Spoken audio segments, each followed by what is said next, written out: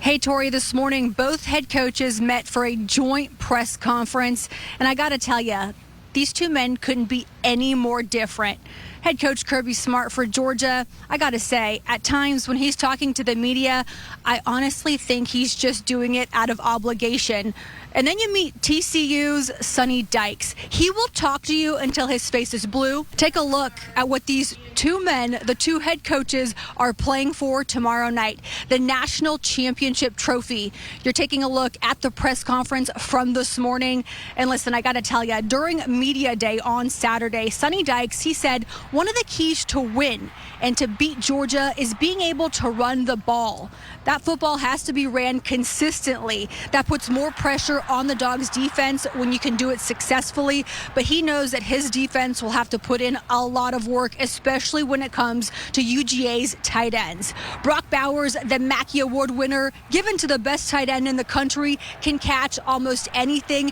That's what quarterback Stetson Bennett says makes him so special, his hands. And we don't know if Big O, Darnell Washington, will play yet.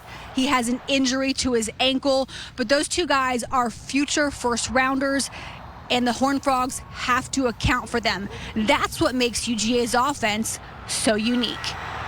Most people, when they go 12, they're taking two good players off the field and putting two average players on the field. Well, Georgia's certainly the exception to that. I mean, their tight ends are exceptional. And they are wide receivers are like Rob. I mean, they're wide receivers that are 270 pounds and can block. And the thing that's unique about those two tight ends is they like to block. You know, they're physical-minded guys. They're very skilled receivers, but they play a tough brand of football. And that's what makes Georgia's 12 different than everybody else's. Yeah, and Brock Bowers, along with Darnell Washington, they are far from average. You heard Dykes say Rob. He means Rob Gronkowski. I think a lot of you know him very well, the NFL tight end. Yeah, and listen, Tori, tomorrow night, one of two things could happen. A Cinderella or a dynasty. For the Dawgs, this is their third trip in 6 seasons to the national championship game. They are 1-1 in those games, could be 2-1 when tomorrow night is said and done with. And then you take a look at the Horned Frogs, very different situation. They won 5 games last season, and now they've turned things around, losing only 1 this year to make it into tomorrow night's game. Both head coaches, they met this morning for a joint press conference. Take a look. Head coach Kirby Smart and TCU head coach Sonny Dykes in front of the national championship trophy taking pictures. And guys, the Dawgs, they've won 31 out of their last 32 games. They've maintained excellence for longer than most. Kirby learned from the man who invented the standard, and now he's running with it. Nick Saban showed him the way, and now he has taken off. So what does it take to be the best in all of college football for 2 years in a row? A lot of hard work, standard, belief in the culture within it. It doesn't start when the season starts. It starts Tuesday when the season ends. And it just continues. I mean, I don't know that you can relax and just say, okay, we're going to be fine. You have to make it happen. And I think each and every year you have a different team. Obviously, recruiting plays a part of that, because if you don't have good players, you got no chance. Kirby just mentioned that he can't relax. That would be the last word I would ever use to describe him. His Dawgs, well, that's a coach-led team. He controls everything. When you take a look at the Frogs, they're a player-led team. Watch that closely tomorrow. See how that develops throughout the game. Sonny Dykes, very, very different, as you said, Tori, from Kirby. Reporting live from SoFi Stadium, Emily Gagnon, Atlanta News First. Elated and a little tired. I don't think anyone on the team got sleep last night. If you were watching the broadcast, Kirby Smart, before the game started, he said his team was going to hunt tonight.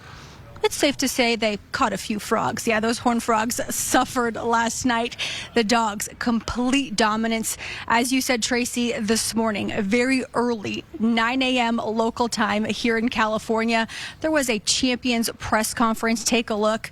Head coach Kirby Smart, defensive MVP Javon Bullard, and you got Brock Bowers, who also joined. It was supposed to be the offensive MVP, Stetson Bennett, but he didn't show. Yeah, Kirby said he wasn't sure where Stetson was. He hadn't seen him yet. I think he was perhaps partying a little bit still. I can't assume that. I can't tell you that for sure. But maybe that's exactly what he was doing. He deserves it. The two-time national champion did everything a college athlete could do during his time in Athens. I think Kenny McIntosh said it best last night. He said, for all those but people out there who say Stetson Bennett, this and that, but now they can say Stetson Bennett, this and that, but he also won 2 national championships. Head coach Kirby Smart, yeah, he enjoyed last night, but today he's already thinking about next season.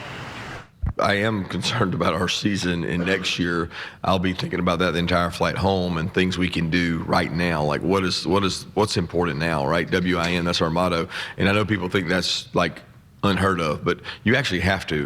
There'll be time to take off. It's just not today because decisions are imminent. We have several players on our team who stuck it out. Like they didn't have to. They could have said, I'm going in the portal.